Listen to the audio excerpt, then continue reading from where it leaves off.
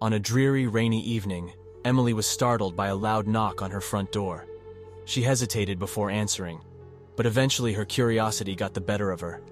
When she opened the door, her eyes widened in surprise to see a man standing on her porch, completely drenched from the rain and shivering. Introducing himself as Max, he explained that he had been in a terrible car accident due to the slippery roads.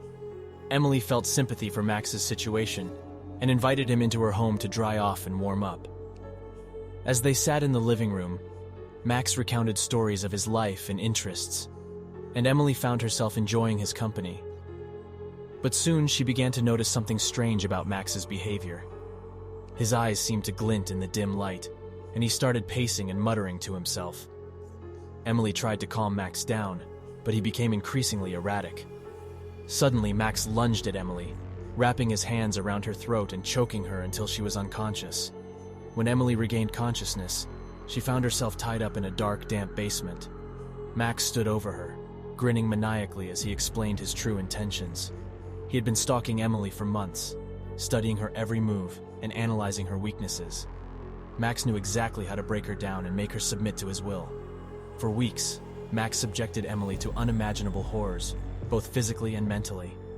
He tortured her relentlessly, determined to break her spirit until she was nothing more than a shell of her former self. Despite the overwhelming odds, Emily refused to give up. She fought back against Max with all of her strength, determined to escape his clutches and bring him to justice. In the end, it was her sheer willpower and determination that saved her.